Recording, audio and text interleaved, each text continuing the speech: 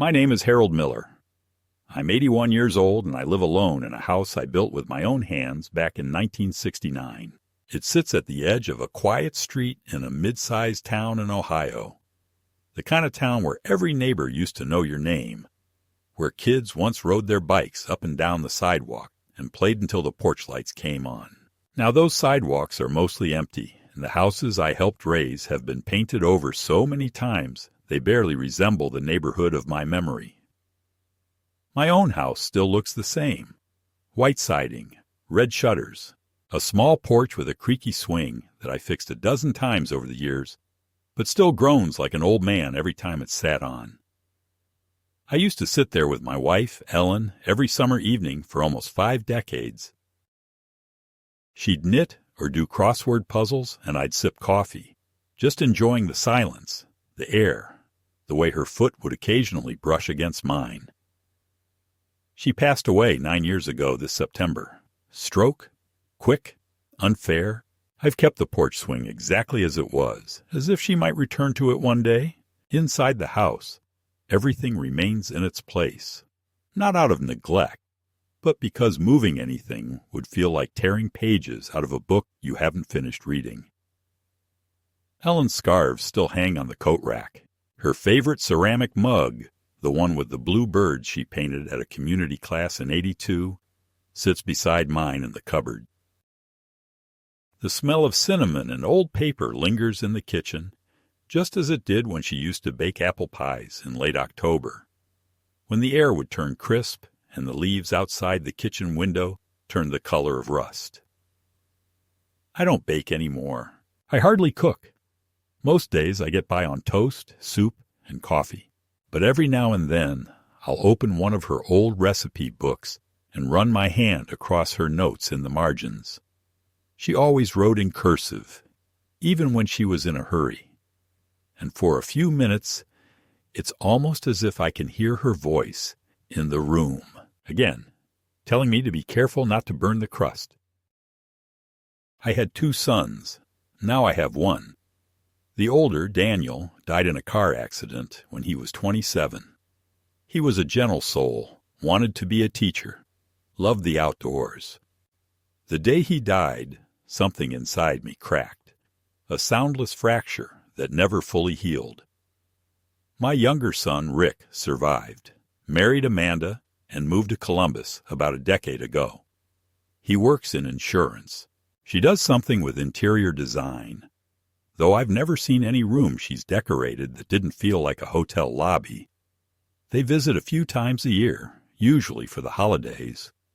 Or rather, they used to. In the last 2 years, their visits have dwindled to little more than quick drop-ins, often with a hint of obligation, like they're ticking something off a to-do list. They never stay long. I try not to ask too many questions because asking means hearing answers I already know. They're busy, tired, have plans. There's always something more important than an old man sitting in a drafty house filled with photographs and silence. Those photographs, they are my sanctuary. I've spent decades photographing everything, not just birthdays and weddings, but the mundane, the in-between moments. Ellen sipping coffee on the porch in her robe, Daniel fishing by the lake with his arms too small for the rod, Rick building a Lego tower on the living room rug. I kept them all, printed them, framed some, tucked most into albums.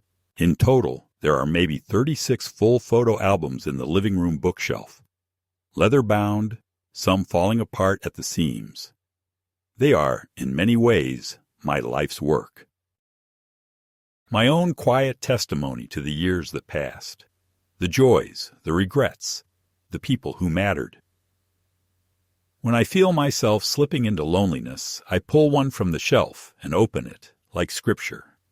I don't just remember. I relive the smells, the sounds, the feeling of being needed, of being loved. In recent years, I've noticed something subtle yet invasive, a quiet erosion of respect. It started small. Amanda making comments about the clutter in my house, Rick offering to help me get rid of things. I don't use any more. They mean the photo albums, the books, the figurines Ellen collected, the letters tied with ribbon in the upstairs drawer. They mean my life. They've started to look at this house not as a home, but as a property, as value, as something they might inherit, rearrange, flip. I've overheard them whispering in the hallway once when they didn't know I was awake. "He doesn't need all this space," Amanda said. "We should start thinking long-term. Maybe a facility, something safer." Rick didn't respond, not immediately. Then he mumbled something like, "Yeah, maybe. They think I'm slipping, that I don't notice things, that I don't remember. But I remember everything. I remember the way Amanda looked at my wedding photo the last time they were here. Not with reverence, but with a sort of disgust, like she was studying an old, irrelevant artifact. I remember how Rick said, "We'll help you sort all this, Dad," when I mentioned I'd been reorganizing some drawers, as if I needed help, as if I was already on my way out. They don't see me anymore. Not really. To them, I've become an obstacle, an inconvenient remnant of the past that won't move aside politely. But I'm still here. My legs ache in the morning, and my hearing isn't what it used to be. But my mind is sharp, my heart steady, and my will as strong as it was the day I laid the foundation of this house with my bare hands and a rented cement mixer.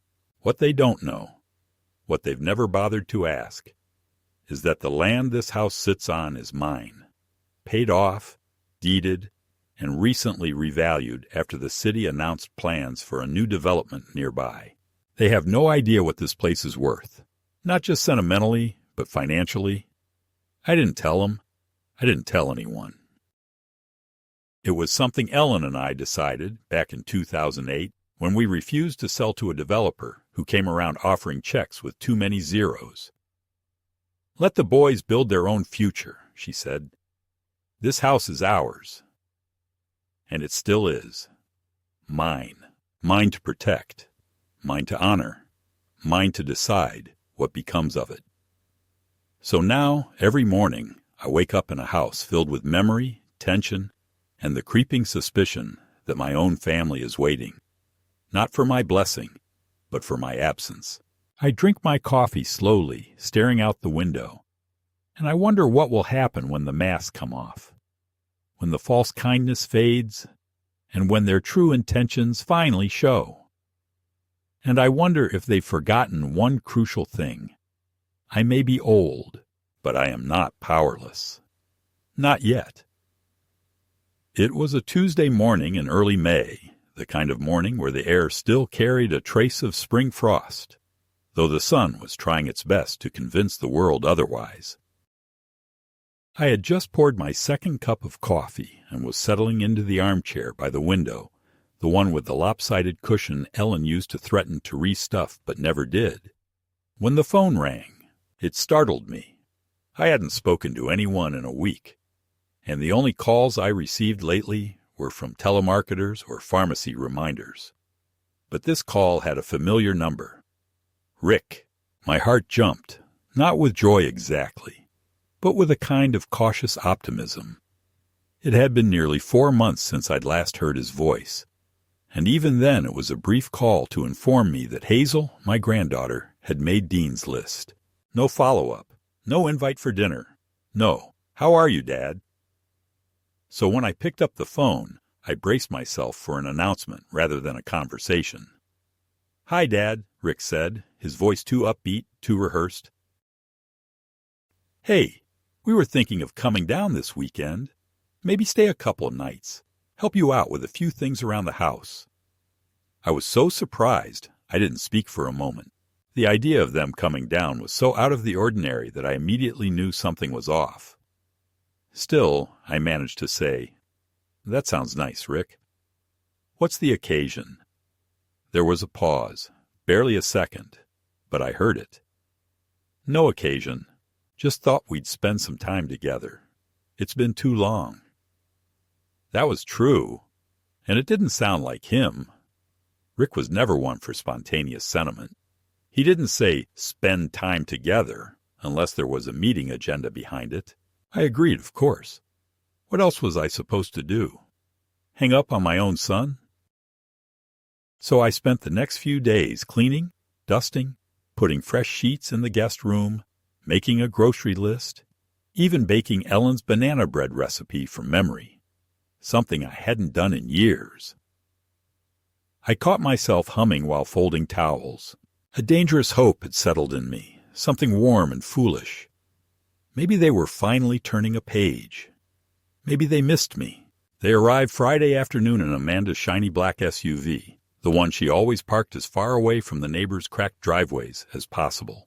She walked into the house like she was entering a museum, eyes scanning every corner, every shelf, lips pursed as if preparing a list of corrections.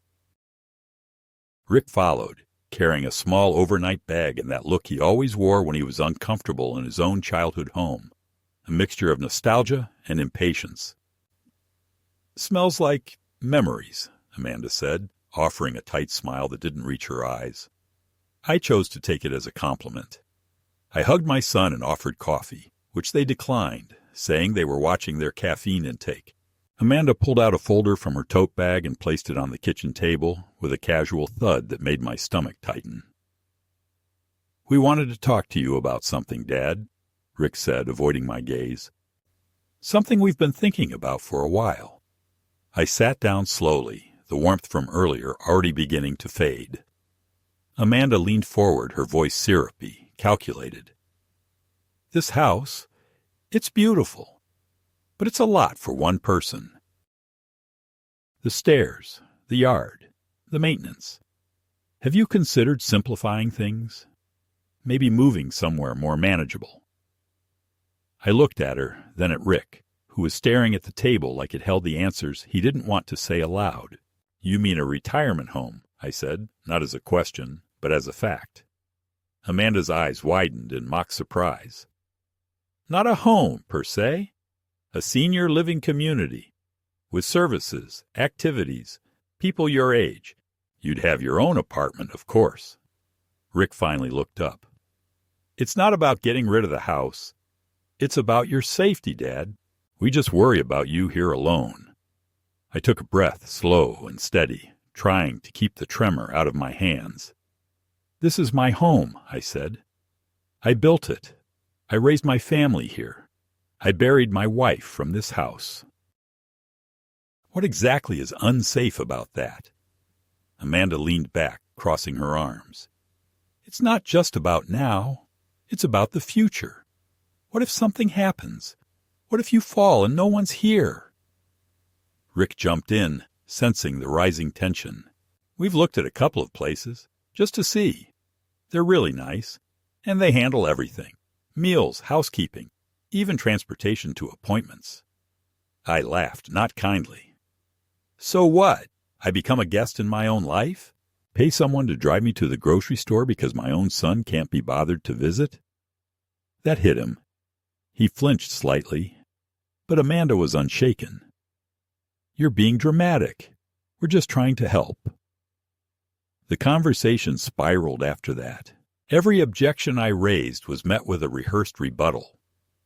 Every memory I tried to share, the porch where Ellen used to read, the tree Daniel climbed when he was 5, was brushed aside as sentimental clutter. They'd made up their minds long before they arrived. I was the only one still holding on. Finally, Amanda said, "Just think about it, Harold. We're not asking for an answer now, but time moves quickly and opportunities don't wait." I nodded slowly, not because I agreed, but because I needed them to stop talking. I felt the walls of my house closing in, felt the photos on the wall watching silently as strangers planned to erase them. Later that night, after they'd gone to bed, I sat alone in the living room with a photo album open on my lap. Ellen in her garden laughing, hair tied up in a scarf. Daniel with scraped knees and a proud grin. Rick blowing out candles at age 10. All of them frozen in time, untouched by the calculations and condescension of the present.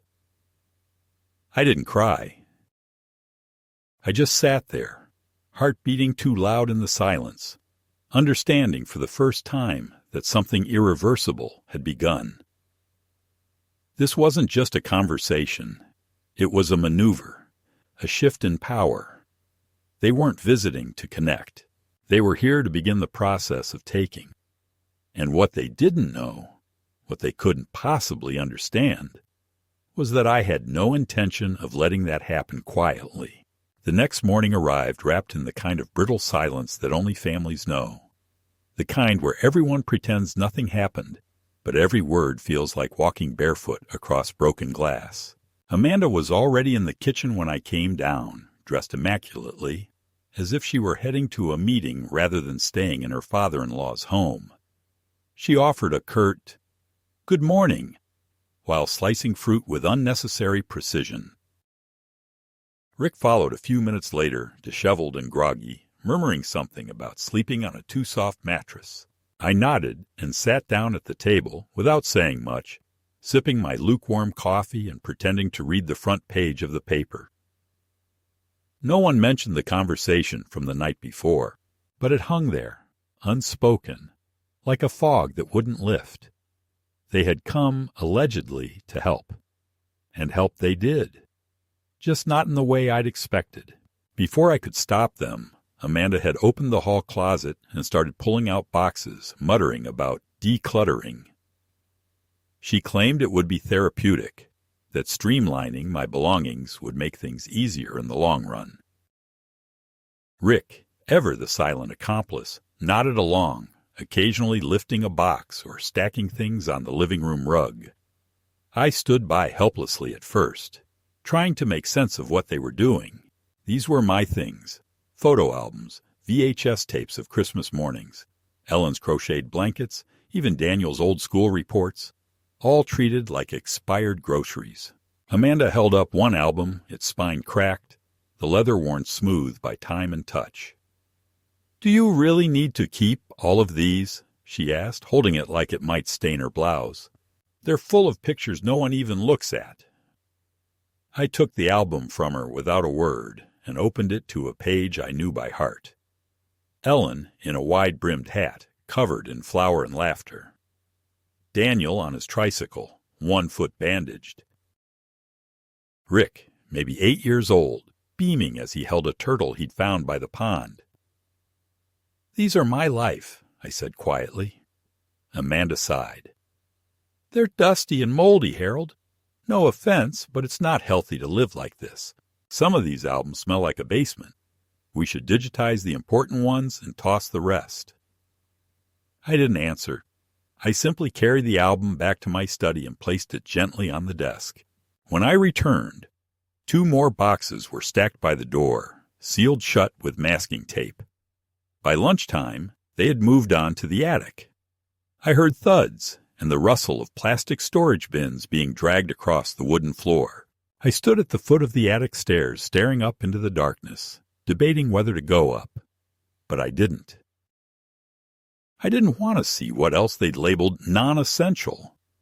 I went outside instead, sat on the porch swing, and tried to lose myself in the rhythm of its creaking. Ellen had once said that the swing sounded like an old woman chuckling. Now it just groaned, tired and unamused. I must have dozed off, because when I came back inside, the house felt too quiet. The attic door was closed, and there was a smell. Sharp, acrid, foreign. Something between burning paper and scorched dust. I followed it to the backyard. That's when I saw the fire pit. It was an old metal drum we used to roast marshmallows in during summer evenings. Now it was filled with smoldering ash. Amanda was standing nearby, with her arms crossed. Rick was poking the contents with a metal rod. They looked up as I approached, neither of them looking particularly remorseful. "We thought we'd go ahead and clear out the things that were ruined," Amanda said flatly. "Molded paper, mouse droppings." "It was disgusting up there," Rick added. "We saved the good stuff." I stared at the pit. A gust of wind blew some ash toward me, and something in it fluttered. The charred edge of a photograph, half intact. I bent down and picked it up carefully. It was a wedding photo. Mine. Ellen was in her veil, her smile blurred by heat, but unmistakably hers. My hand trembled. "You burned my photos," I said.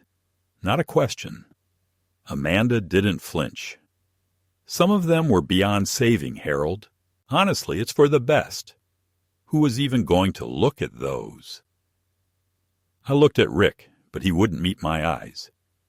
"You burned them," I repeated, more to myself than anyone else. Amanda turned away with a dismissive wave. "We're doing you a favor. It's time to move forward." I didn't speak again. I simply walked back into the house and closed the door behind me.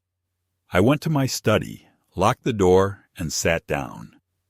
My breathing was shallow, my hands numb.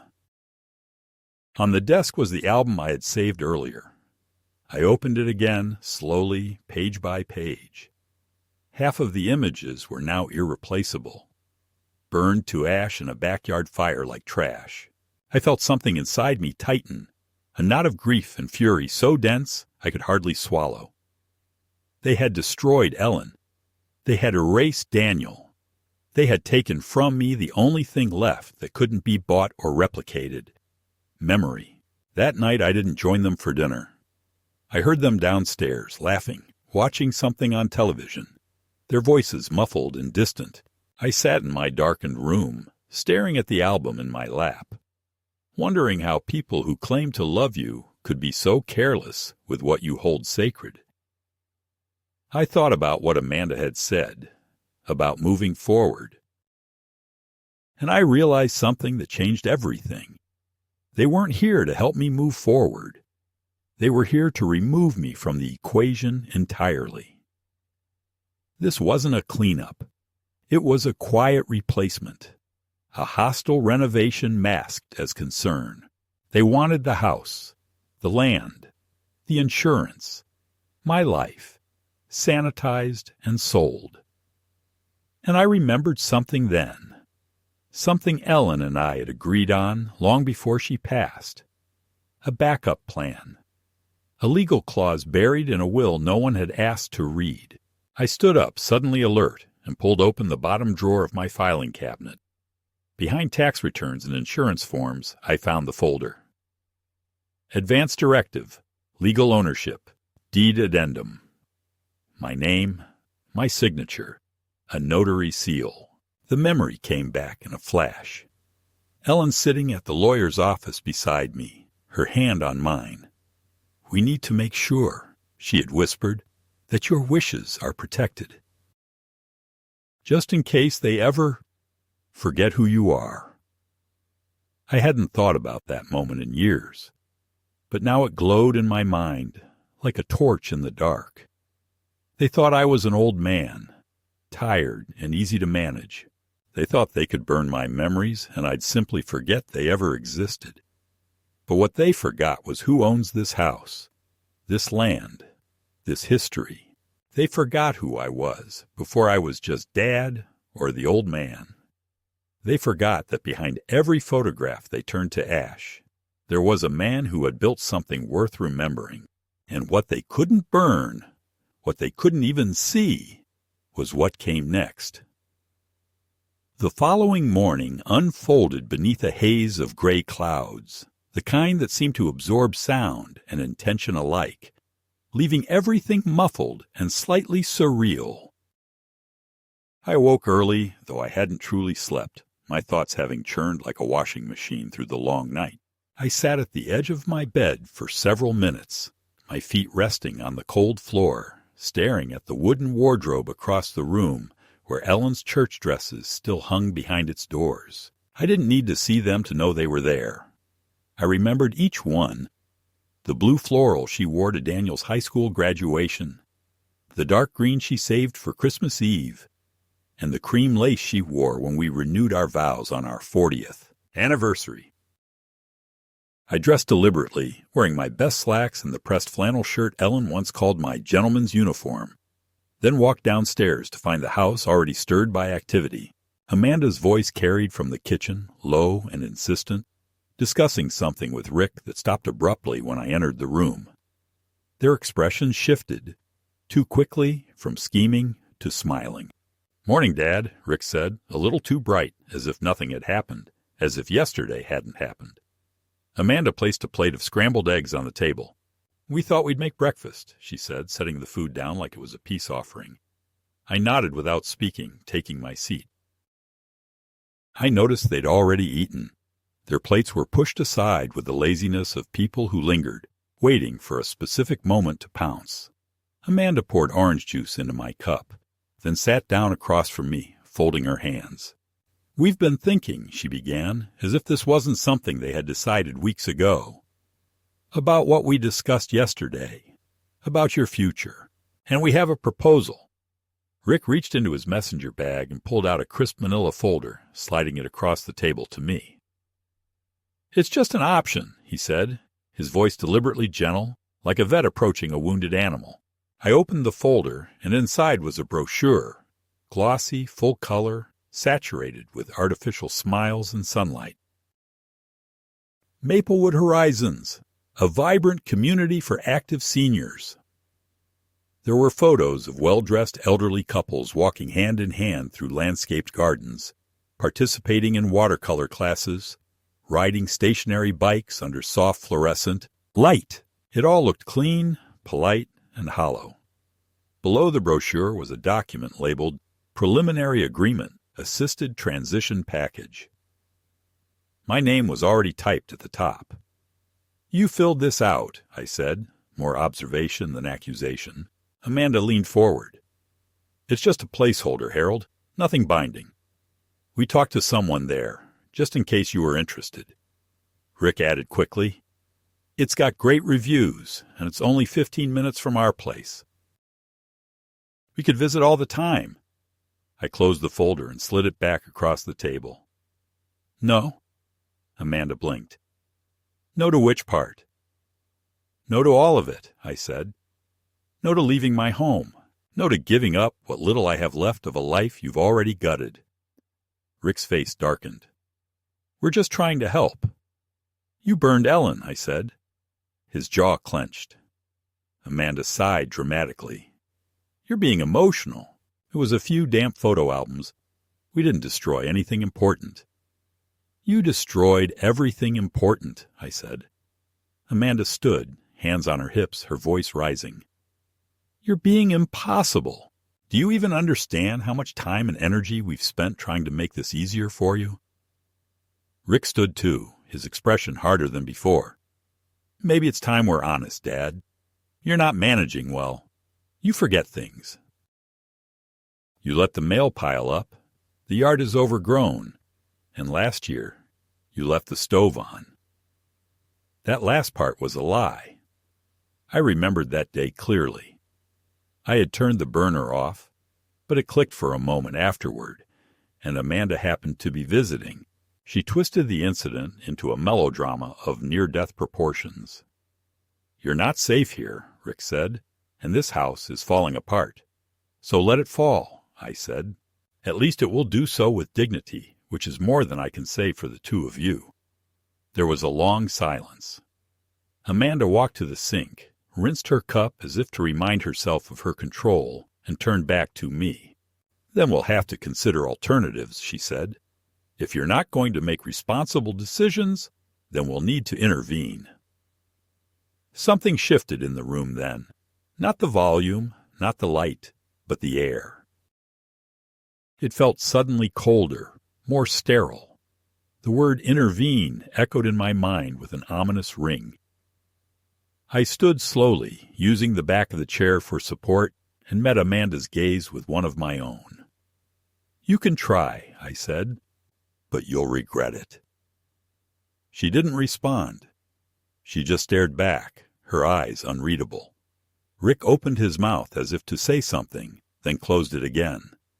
Whatever it was, he knew it wouldn't help.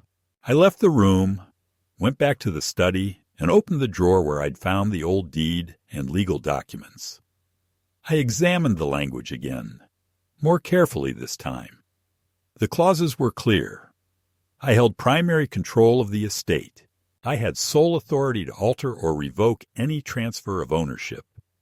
And most importantly, the property was not subject to unilateral decisions by next of kin unless I was proven legally incapacitated.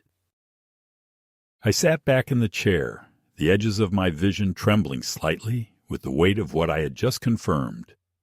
They were trying to move me out by force or manipulation, but they had no idea I still held the lever in this arrangement. They thought they could pressure me with pamphlets and guilt. But this wasn't a discussion about convenience anymore. It was war. And wars are not won by those who arrive late with a brochure. The tension between us fermented in the air for the next 2 days, not loud or explosive, but something quieter, more insidious, a shifting undercurrent that warped the walls of the house I had once filled with laughter. Amanda and Rick no longer pretended to enjoy their stay. They moved through the rooms with measured indifference, speaking in hushed tones when they thought I wasn't near, whispering over coffee and behind closed doors. I heard my name more than once, followed by words like deteriorating, unpredictable, and unfit. They had begun treating me not as a man, but as a case study, a subject of quiet diagnosis and strategic planning. Every gesture had the flavor of calculation. When Amanda made me tea, she watched closely to see whether I spilled it. When Rick saw me reading the paper, he glanced over my shoulder like a nurse checking on a senile patient pretending to be literate. There was no affection left in their tone, only polite surveillance. I was no longer family. I was a liability being processed. That Sunday morning, I woke to find my house empty and the garage door wide open. Rick and Amanda were nowhere to be seen, but the black SUV was gone, and so was the folder they'd left on the kitchen table the night before. I found a note taped to the refrigerator. Taking a quick trip into town. Back around noon. Don't strain yourself. Rest. As if I were a dog that needed to be reminded not to chew the furniture. I walked through the house slowly, sensing something had shifted. My bedroom door was ajar. I never leave it open. Inside, my drawers were slightly out of alignment, and the small lockbox where I kept my passport and social security card was missing. Panic gripped my chest, but I forced myself to stay calm. I checked the desk drawer in my study. My bank ledger gone. My checkbook gone. Only one thing remained untouched. The legal folder Ellen and I had prepared all those years ago, buried beneath 2 unremarkable manila files. I stared at it for a long time, that thin buffer between me and total erasure. Then I reached for the phone and called a cab. By the time I reached the bank, it was nearly noon. I asked for Eleanor, the manager I'd known for 20 years, a woman whose son I had once coached in Little League. She greeted me with a warm smile that faded quickly when I explained why I was there. They took my documents, Eleanor, I said. I believe they're planning to access my accounts or declare me mentally unfit. She stiffened, but didn't look surprised. Your son and daughter-in-law were here this morning, she admitted. They said you were on vacation and had asked them to handle some financial transitions. They requested to add themselves as co-signers on your primary account. I stared at her, speechless for a moment. And did you allow it? Of course not, she said quickly. We needed your signature, but it raised red flags. I nodded, thankful for the resistance. I want to freeze all external access, I told her. Issue all cards, revoke any shared permissions, and move my liquid assets to a secure private account. Eleanor didn't hesitate. She moved with calm efficiency, asking me to verify information and sign papers with hands that, despite shaking slightly, never lost their purpose. Should I notify the authorities? She asked. Not yet, I said. I need to see what else they're planning. From the bank, I went straight to Martin Sheffield, my lawyer and longtime friend. a man who had helped me navigate Ellen's estate after she passed. He welcomed me into his office, a cramped but dignified space above the pharmacy on Main Street.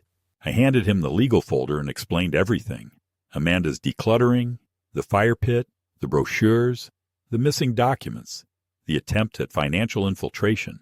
He read in silence for several minutes before closing the folder and looking me square in the eye. "You're not imagining this, Harold. They're building a case. Probably trying to have you declared legally incapacitated so they can assume control over your assets." I exhaled slowly, letting the truth settle into my bones. "What can we do?" Martin leaned back in his chair. "First, we document everything. I'll prepare an affidavit that outlines your cognitive fitness, and we'll schedule a medical evaluation with a geriatric specialist to establish a baseline of your mental health. If they're planning to contest your competence, we need to be ahead of it." "And the house?" I asked. "It's still mine." Every brick. Martin nodded. "And unless they forge your signature, they can't change that." "What if they try?" I asked. "Then we sue them," he said. Hard. I returned home that afternoon to find Rick and Amanda in the living room, pretending to browse television channels as if the last few hours hadn't happened. I said nothing at first. I walked past them, went upstairs, checked every drawer and box.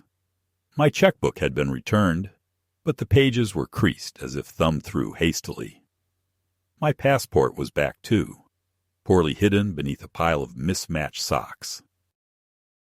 It was an insult, really, the way they'd tried to cover their tracks with such laziness. I came back downstairs and stood behind the couch. "Don't you have something to say?" I asked. Rick muted the television. "About what?" "About what you took. About the accounts you tried to access. About treating me like a senile burden instead of a human being." Amanda turned, her voice sharp. "We were just trying to protect you. You're getting forgetful, Harold. You're vulnerable. We're just trying to make sure things don't fall apart." "No," I said. "You're trying to position yourselves to inherit something you didn't earn. You're trying to gaslight me out of my own life." The word landed like a slap. Amanda stood up. "You're being paranoid," she said. "This is why we're worried. You're imagining things, accusing your own family. It's not healthy." "Then prove me wrong," I said. "Show me one action you've taken this week that wasn't about control. Show me one moment where you treated me like your father and not an obstacle." Rick stood now, too, his expression tight. "We were trying to help," he said. "But if you're going to be ungrateful and combative, then maybe it's time we took the next step." I narrowed my eyes. "What does that mean?" "It means we've spoken to a doctor," Amanda said. "He's agreed to do an initial evaluation, just to be safe. We're bringing him here tomorrow." I stared at them, both of them, realizing then that this was never about concern. It was a quiet coup. They wanted legal leverage, a documented vulnerability, something to present to a judge if necessary. They weren't just pushing, they were preparing for war, and they thought I'd go down quietly. I didn't argue. I simply nodded. "Fine," I said. "Bring your doctor." But that night, I didn't sleep. I spent the hours until dawn documenting everything. Photos of the burned albums, copies of the bank notice, the signed log at Martin's office. I printed emails, assembled receipts, wrote down every memory of every suspicious moment from the last 7 days. By morning, I had a dossier thick enough to defend myself in any court in the country. When the doctor arrived, a young man with too perfect hair and the indifferent smile of someone paid to look neutral, I greeted him with firm handshake and a folder of my own. Amanda hovered nearby, no doubt expecting me to mumble or forget names. Instead, I offered a tour of the house, discussed current events in detail, recited the Gettysburg Address from memory, and listed the medications I was currently prescribed, complete with dosages. The doctor asked if I had trouble remembering things. I said, "Only when I trust people, I shouldn't." He said I seemed perfectly lucid. Amanda looked like she had swallowed vinegar. When they left 2 hours later, Rick barely said goodbye. Amanda didn't look me in the eye. I watched from the window as they climbed into the SUV and sat in silence for a long time before driving away. I didn't smile. I didn't celebrate. I just stood there, hollowed out but standing. They had tried to erase me, but I was still here, and I wasn't done yet. The house felt different after they left. Not emptier, but raw, like a wound exposed to air. I walked from room to room, each one holding echoes of confrontation, betrayal, and silent resilience. The scent of Amanda's perfume still lingered faintly in the living room, clashing with the comforting must of old wood and sun-warmed fabric that had always defined the house. I paused by the mantel, where a photo of Ellen smiled down at me, unbothered by the chaos of the present, as if reminding me that we had faced worse and survived. But what gnawed at me now wasn't survival. It was restoration. For days I had been reacting, defending, bracing. It was time to act. No more waiting for their next move. No more tolerating their slow demolition of my autonomy. I pulled out the legal documents again, this time to rewrite the story, not just to secure the house, but to shift the power they thought they owned. I called Martin and said, "I'm ready." He met me that afternoon in his office, the air thick with dust and intention. I laid out my plan. I wanted to initiate the formal process of transferring ownership of my assets, not to Rick, not to Amanda, but into a trust with strict conditions. I wanted every remaining dollar, every inch of land, every asset that bore my name to be placed out of their reach. And more than that, I wanted legal motion against their attempt to override my rights. Martin nodded as I spoke, his face tightening with professional resolve. "You're not the first parent to face this," he said quietly. "But you're the first I've seen so prepared." We began drafting documents immediately, revoking any shared authority, creating irrevocable safeguards, and starting a formal complaint that outlined the psychological and financial manipulation I had endured. It would be submitted to the county court by the end of the week. But that wasn't all. There was still the matter of the house itself, the property they had targeted with such greed and patience. I had no desire to die within these walls just to spite them. But neither did I intend to gift it to them like a reward for their deceit.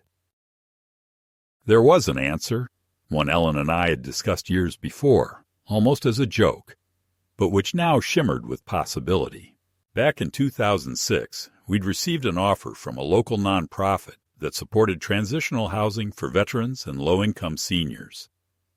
They wanted to buy properties on our block for a long-term development plan. At the time, we said no. We were still too attached, and the idea of strangers walking the halls of our memories felt unthinkable. But now it felt like salvation. I called the director, an old friend of Ellen's from church, and asked if they were still interested. They were. More than that, they were ready to buy immediately and repurpose the house into a space that would help people who actually needed care. People who hadn't tried to steal it. The price was fair, modest compared to market value. But what I would gain in peace of mind outweighed any financial number. With Martin's help, I structured the deal so that after the sale, the proceeds would be split between a charitable endowment in Ellen's name and a private account I controlled solely. The house would go to those who valued it not for its square footage, but for its warmth. And Rick and Amanda? They would inherit nothing, not because I was cruel, but because they had made it clear they saw inheritance not as a gesture of love, but as a transaction, a payoff, something owed rather than something earned. 3 days later, the paperwork was signed. The nonprofit would take ownership in 60 days. I would remain in the house until then, rent-free, giving me time to transition and arrange my next chapter. The director promised to keep Ellen's rose bushes, to preserve the porch swing, even to mount a small plaque in her memory. I walked home from the office that day feeling lighter than I had in years. Not because justice had been served, not yet, but because I had finally stepped out of the shadow of fear. I wasn't hiding anymore. I was building something new. That evening, just as the sun slipped below the horizon and the house was bathed in the soft gold of twilight, I heard the sound of a car pulling into the driveway. I stood slowly, heart already heavy with anticipation. Through the window, I saw the black SUV and the two people I had once believed would carry my legacy. Rick stepped out first, his face drawn and anxious. Amanda followed, her expression unreadable. They walked to the door, but didn't knock. I opened it before they could. "You weren't invited," I said. Rick held up his hands. "We just want to talk." Amanda's tone was softer than I'd ever heard it. "Please, Harold, just a few minutes." I let them in, not out of forgiveness, but because I wanted them to hear what I had to say inside the house they'd tried to claim. We sat in the living room, the same place where Ellen and I used to sip cocoa in the winter, where Daniel opened his last birthday present, where I first held Hazel in my arms. Now it was a battlefield of silence and unease. Rick cleared his throat. "We know you're angry, and we know we made mistakes, but we didn't mean to hurt you. We just thought, you thought I was weak," I said. "You thought I wouldn't notice. You thought you could maneuver me into a corner and sign the house over, like a senile old man with too many photo albums and not enough fight." Amanda blinked. "That's not true." "You burned Ellen's memories," I said. "You lied to your daughter about where I was. You tried to access my finances behind my back. If that's not true, then please, tell me what part I misunderstood." They didn't answer. Rick looked at the floor. Amanda stared at the mantel, avoiding my eyes. I stood, walked to the fireplace, and picked up the legal folder. "This is the deed," I said. "And as of yesterday, it no longer has anything to do with either of you." Rick's head snapped up. "What?" "I've sold the house," I said, "to a nonprofit. The proceeds are going to people who actually need help, and I'm moving to a place where no one will find me unless I want them to." Amanda's face turned white. "You can't do that," she said. "We're your family." "You stopped being my family when you tried to erase me," I said. "When you tried to turn my life into a tool for your gain. Family doesn't burn memories. Family doesn't plot against you while you sleep." Rick stood, his voice raised. "What about Hazel? Reginald? Don't they deserve something?" "I haven't heard from them in 3 years," I said. "Not a letter, not a phone call, not even a birthday card. If they wanted to be a part of my life, they would have been. This house isn't a reward for shared DNA. It's the heart of a life you never bothered to understand." Amanda's voice cracked. "We needed the money." "Then you should have worked harder," I said. "Or asked. But instead, you tried to steal." They were quiet after that. Not out of shame, I suspected, but because they realized the game was over. They couldn't manipulate the future anymore. I had taken it back. After a few more strained attempts at justification, they left. I didn't watch them go. I simply closed the door and locked it, not because I feared they'd return, but because I needed to feel the finality of that sound, the end of a chapter sealed with a click. As the house grew darker around me, I sat on the porch one last time, the swing groaning gently beneath my weight. I listened to the wind pass through the trees, to the distant laughter of neighborhood children, to the creaking bones of memory that refused to be buried in ash. I was old, yes, but I was not done. And more importantly, I had not been defeated. I had chosen the terms of my life's final act. I had protected what mattered, and I had made sure the future bore my fingerprint, not theirs. 2 months later, the moving truck arrived just after dawn. It was quiet on the street, the neighborhood still half asleep, as I stood on the porch for the final time, watching the sun bleed slowly over the rooftops. The swing beneath me let out one last familiar groan as I rose, and I turned back to look at the front door, not with sadness, but with solemnity.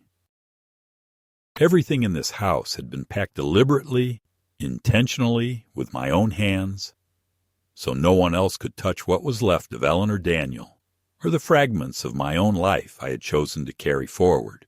The nonprofit staff arrived a short time later, all kindness and respect.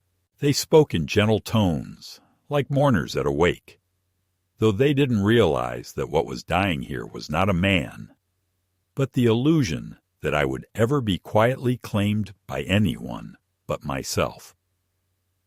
I didn't say goodbye to the house, not out loud. Instead, I walked through it one last time, my hand brushing the edges of the doorway where we had measured the boys' heights every summer. I touched the kitchen counter where Ellen used to roll pie crust. I paused in the living room and looked at the spot where the Christmas tree had stood for 47 consecutive Decembers. Then I closed the door. No ceremony, no performance, just the quiet, dignified departure of a man who had chosen to leave on his own terms.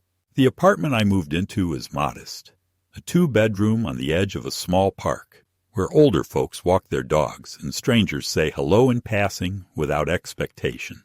There's a library 2 blocks away and a coffee shop where the barista already knows I take my coffee black, no sugar. I furnish the space with intention, not nostalgia. A few framed photographs, some books, one of Ellen's quilts folded neatly at the foot of the bed. I brought only what still breathed with meaning. The rest I let go of like old breath. What surprised me most was not the ease of the transition, but the absence of regret. I had feared that leaving the house would feel like abandoning her, like cutting loose from the last solid piece of my identity. But instead, it felt like release, like the moment you finally exhale after holding your breath for years. Rick and Amanda never called after that final visit. Not once. No follow-up, no apology. I received one email, short and clipped, asking if I had really meant what I said. I didn't respond. Some silences are earned, and theirs would stretch indefinitely. I wasn't angry anymore, just finished. They had made their choice, and so had I. I sometimes wonder what they told Hazel, or if they even told her anything at all. If she ever finds me, I'll tell her the truth. But I won't chase her. That's not my role anymore. My role now is to live what's left of this life in peace, with clarity, with no more intrusions disguised as concern. A month ago I received a photo in the mail. No return address.